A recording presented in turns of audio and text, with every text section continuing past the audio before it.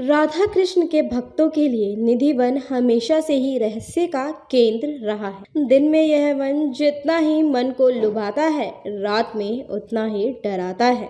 लेकिन हर किसी के मन में यह प्रश्न जरूर ही रहता है कि आखिर निधि वन का राज क्या है। रात के समय क्या सच में निधि वन में राधा संग श्री कृष्ण रास रचाते हैं? आखिर ऐसा क्या है जो शाम ढलते ही उस वन को खाली कर दिया जाता है? इसी तरह के कई प्रश्न आपके मन में भी उठते होंगे। तो आज की यह वीडियो कहीं ना कहीं आपकी जिज्ञासा को कम करने का प्रयत्न जरूर करेगी। नमस्कार, स्वागत है आप सभी का निष्ठा ध्वनि की इस खास पेशकश में, जहां आज हम आपको निधि वन के रहस्य के बारे में बताने जा रहे हैं। आज की यह घटना सत्य कहानी पर आधारित है, श्री कृष्ण के सच्चे भक्त की कहानी। जब एक भक्त ने निधि वन में रात बिताने के बारे में सोचा तो उसके साथ क्या हुआ।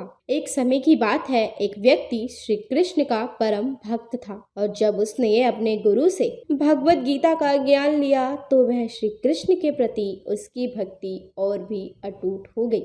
अपने गुरु से उसने निधि वन का रहस्य के बारे में सुना कि आज भी उस वन में श्री कृष्ण और राधा विहार के लिए आते हैं। उस भक्त को अपने प्रभु को देखने की चाहत हुई। अब उसके जीवन का एक ही उद्देश्य था कि वह कैसे भी निधि वन में एक रात रुक सके। अपनी यही मंशा लेकर वह भक्त निधि वन की ओर निकल पड़ा। दिन भर निधि वन में घूमने के बाद वह रात को रुकने के बारे में सोचने लगा और पुजारियों से नजरें बचाकर वह एक पेड़ के पास जा छुप गया। लेकिन पुजारियों ने उसे देख लिया और वन से बाहर जाने को कहा। उस दिन तो वह भक्त चला गया। अगले दिन फिर उसने प्रयास किया, लेकिन फिर भी उसे पुजारियों ने बाहर कर दिया। इसी तरह कई दिन बीतते गए, लेकिन एक दिन किसी तरह वह भक्त पुजारियों की नजरों से बचता बचाता उस रात वन में छुपने में सफल रहा और उस रात वह वन में ही रुका। अगली सुबह जब वन में एक सेविका ने प्रवेश किया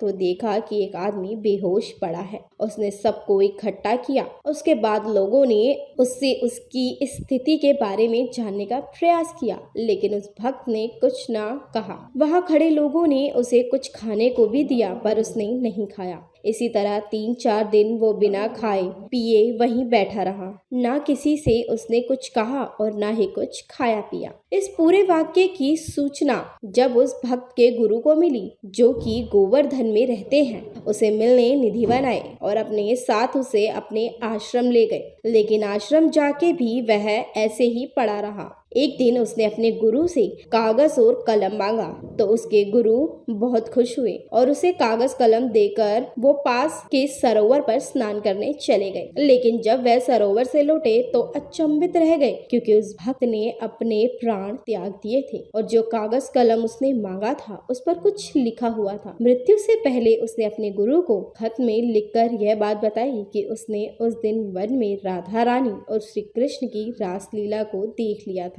और अब उसके जीवन का उद्देश्य पूरा हो चुका है। अब उसे इस संसार का कोई मोह नहीं है। श्याम सुंदर की सुंदरता के आगे इस सृष्टि की खूबसूरती कुछ नहीं है। मैं आपके चरणों में नमन करते हुए इस संसार का त्याग करने जा रहा हूँ। आपको प्रणाम। वो पत्र जो उस भक्त ने लिखा था वो आज भी मथुरा के एक सरकारी संग्रहालय में सुरक्षित है। कहा जाता है कि वो पत्र बंगाली भाषा में लिखा हुआ था। तो ये थी आज की कहानी, जो कि सत्य घटना पर आधारित है। श्री कृष्ण और राधा के प्रेम को समझ पाना कलयुग में शायद ही कोई ऐसा होगा जो उनके अटूट प्रेम को समझ पाए।